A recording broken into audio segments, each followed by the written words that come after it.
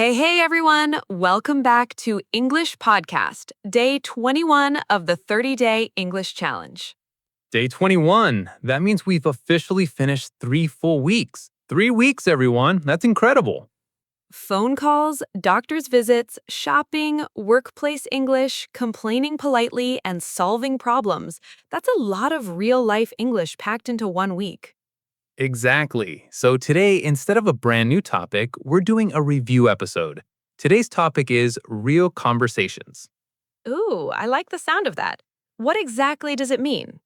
It means putting everything from this week together into one real, natural, back and forth conversation, not just separate skills. Oh, that's actually a great point. In real life, a conversation almost never stays in just one mode, does it? Never. You might start with small talk, move into a complaint, then suddenly you're negotiating a solution, all in the same 5 minutes. So true. Real conversations are honestly a little messy compared to how neatly we practice each skill separately. Exactly why today matters. We're going to help you blend everything smoothly so it feels like one natural conversation, not 5 separate lessons stitched together. Before the structure, let's talk about where a full conversation like this actually happens, because it's everywhere this week's skills overlap, right? Definitely. A customer service call that starts with a complaint and ends with negotiating a solution. A doctor visit that starts with symptoms and ends with discussing treatment options. Oh, and workplace conversations too. Explaining a problem in a meeting, then actually working through solutions together with your team. Right, and honestly, even a simple restaurant visit can turn into a full conversation. Small talk, an order, a complaint, and a polite resolution, all in one sitting. I've definitely lived that exact restaurant story before, start to finish. Right, and it happens in daily life too, negotiating rent with a landlord while also explaining a maintenance problem in the same call. Oh, and even friendships. A real conversation about a shared problem, working through a few different solutions together. Exactly. Real conversations blend skills constantly, which is exactly why practicing them together matters just as much as practicing them apart. Oh, and family group chats too. Someone brings up a problem, everyone reacts, and suddenly there's a full debate about the best solution.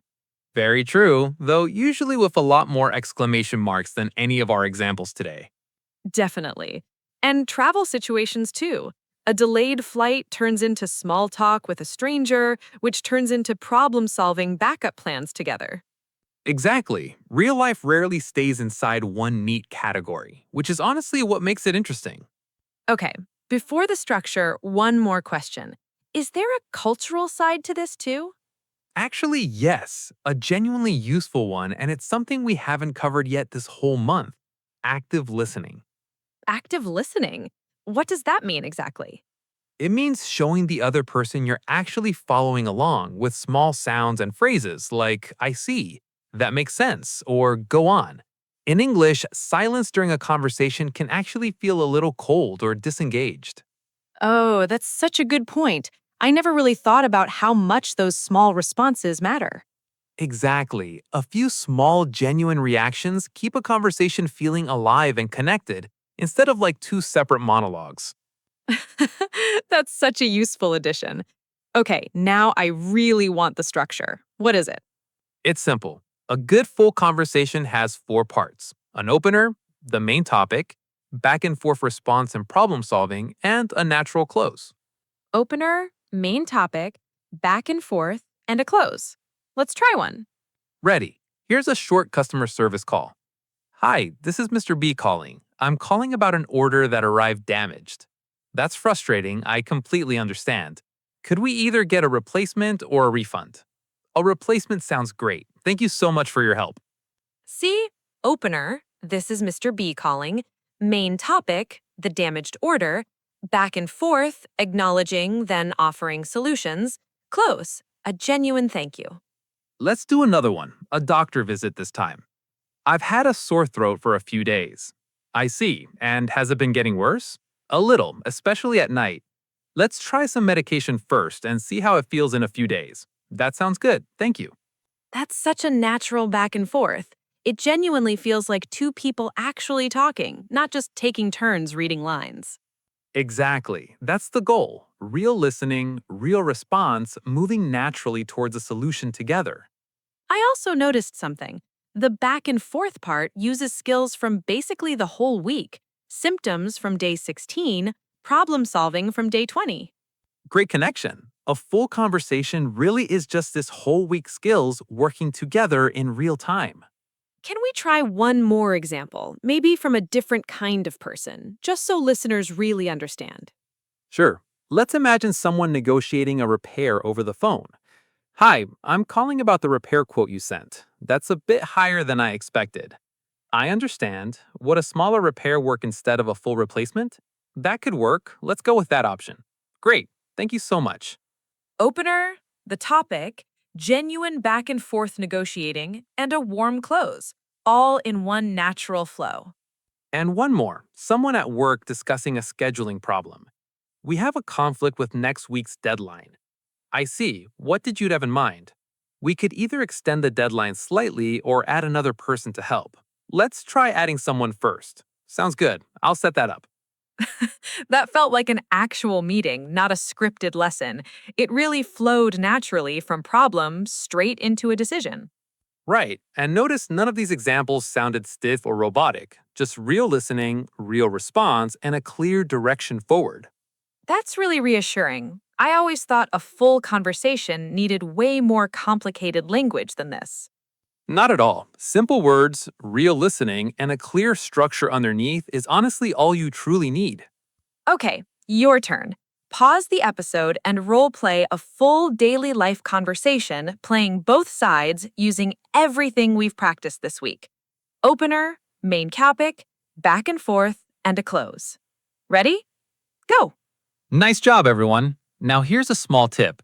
If you get stuck mid conversation, a simple phrase like, let me think about that for a second, buys you time naturally. Oh, that's such a useful trick. I always just go completely silent when I'm stuck. Silence feels awkward, but a small phrase like that sounds completely natural and gives your brain a real moment to catch up. I'm definitely stealing that one for real conversations, not just for this challenge.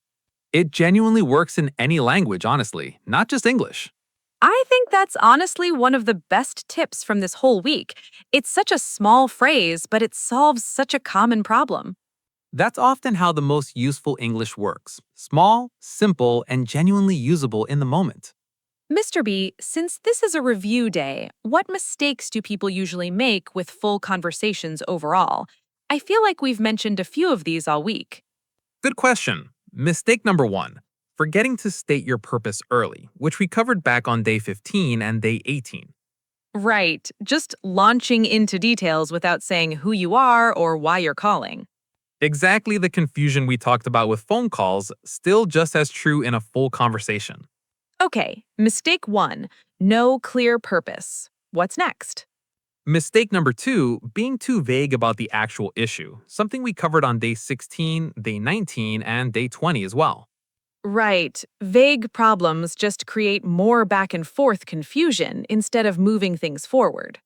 Exactly. Specific details keep the whole conversation flowing much more efficiently. What's mistake number three? Mistake number three, not offering any solutions or requests, similar to what we practice on day 19 and day 20. Right, just describing the problem and then just waiting, hoping someone else fixes it. Right. A clear request or solution keeps the whole conversation moving towards an actual answer. Okay, mistake number four. Mistake number four, sounding too blunt or emotional, which we talked about with negotiating on day 17 and complaining on day 19. Right, staying calm and polite really does apply across almost every situation we've covered this week. Exactly. Calm, clear language works in nearly every real conversation, no matter the topic. I think, is there a mistake number five? There's always one more. There is. Mistake number five, forgetting active listening and just delivering your own lines without really responding to what the other person actually said. Oh, that's the new one from today. Treating it like a monologue instead of a real shared conversation. Exactly. A quick I see or that makes sense instantly makes the whole exchange feel more genuine and connected. Quick bonus thought. Is it strange to switch tone mid conversation? Like starting calm and then getting a little more assertive later? Not strange at all, actually. Real conversations often shift naturally, especially once small talk moves into a real request or a firmer negotiation. That's reassuring. I always worried that changing tone mid conversation would seem inconsistent somehow. Not at all. It just means you're responding naturally to how the conversation is actually developing. 5 mistakes, 5 easy fixes, all pulled together from this whole week, plus one bonus reassurance about tone. Okay, one more question. Does a full conversation change depending on the situation? Formal versus casual? Great question. Yes. In a formal situation, like a customer service call, you stay polite, structured, and solution focused throughout. Like, I understand your concern, and I'd be happy to arrange a replacement for you right away. Exactly. Clear, professional, and genuinely responsive to what the other person said. And in a casual situation, like solving something with a friend? In a casual situation, you can relax completely. Oh no, that's so annoying. Okay, should we just split the cost or try fixing it ourselves first? That's so annoying. Such a genuine, casual reaction before jumping into solutions. It's true. Casual conversations can react emotionally first, then move naturally into problem solving. So, formal conversations stay structured throughout, and casual ones can react first, then solve things together. Exactly. Same four-part structure underneath, just a different rhythm depending on who you're talking to. Can we try one more? Maybe a doctor visit, since that combines so many skills from this week already. Sure. Formally, with an unfamiliar doctor, I've had this pain for about a week now. I understand. Let's run a quick check to see what's causing it. That sounds reasonable. Thank you. Casually, with a doctor you know well, ugh, my back's been killing me again. Same spot as last time? Yep, exactly the same spot. Same spot as last time? That's such a natural, familiar exchange between two people who already know each other. Exactly. Formal conversations build context from scratch, casual ones can lean on shared history instead. Let's practice that difference. Pause again and role play the same conversation two ways, once formally, once casually. Go ahead. Great job, everyone. Okay, let's move to word tour. Word 1. Conversation. This means a talk between two or more people. Example, we had a really good conversation. Word 2, exchange. This means a back and forth of words or ideas. Example, it was a quick but useful exchange. Word 3, engage. This means to take part actively in something. Example, she really engages when you're talking to her. Word 4, acknowledge. This means to show you noticed or understood what someone said. Example, he acknowledged my concern right away. Word 5, rapport. This means a friendly connection or understanding between people. Example, they built a good rapport quickly. Word 6, fluent. This means able to speak smoothly and naturally. Example, she sounded really fluent in that call. Word 7, follow through. This means to complete an action you said you would do. Example, I appreciate your follow through on this. Word 8, adapt. This means to change your approach depending on the situation. Example, you have to adapt your tone sometimes. Word 9, genuine. This means real and honest, not fake. Example, that felt like a genuine conversation. And word 10, confidence. This means a feeling of being sure of yourself. Example, you could hear the confidence in her voice. One bonus word, improvise. This means to do or say something without much preparation. Example, sometimes you just have to improvise a little. 11 great words. Try using 2 or 3 of them during your full conversation practice today. Now let's move to say it better. Instead of saying, uh-huh, you can say, that makes sense. Go on. Instead of saying, okay, you can say, got it, thanks for explaining that. Instead of saying, what? You can say, sorry, could you say that again? Instead of saying, I don't know, you can say, let me think about that for a second. Instead of saying, yeah, you can say, absolutely, I completely agree with that. Instead of saying, I have to go, you can say, I should probably wrap up, but thanks so much for the chat. And instead of saying bye, you can say, it was really great talking with you today.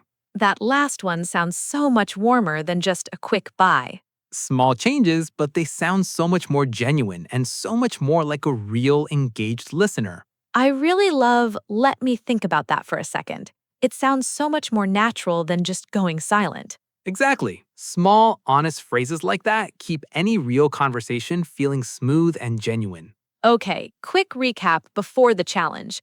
An opener, the main topic, back and forth response and problem solving, and a natural close. And remember the small fixes too. State your purpose early, be specific about the issue, always offer a solution, stay calm instead of blunt, and truly listen with small responses. That is how you make a healthy conversation happen. 4 simple parts, pulling together an entire week of real-life English into one natural flowing conversation. Okay, now for the most important part, today's challenge. Here it is. Today, role play a full daily life conversation, playing both sides, using everything we've practiced this week. Record yourself saying it out loud, even just on your phone. Both voices, one natural flowing conversation. So better than my usual awkward one-sided phone calls, right? Much better. And this time, you get to control both sides of the conversation completely. If you want a bonus challenge, try the same conversation 2 ways. One formal, one casual, just like we practiced today. And if you feel brave, post it in the comments or share it with the hashtag #RealLifeEnglishChallenge. Day 21 done. 9 more days to go and 3 full weeks completed. 3 weeks, everyone. That's real, genuine progress, and it shows in how naturally these conversations are starting to flow. Exactly. And starting tomorrow, we move into week 4. Storytelling, debating, explaining processes, and even negotiating your own goals. I'm honestly excited for that. This week gave us the tools. Now it's time to really build confidence and fluency. Well said. And remember, this is English Podcast. Simple English, real life, every day. See you tomorrow for day 22. Bye for now, and good luck with your full conversation challenge.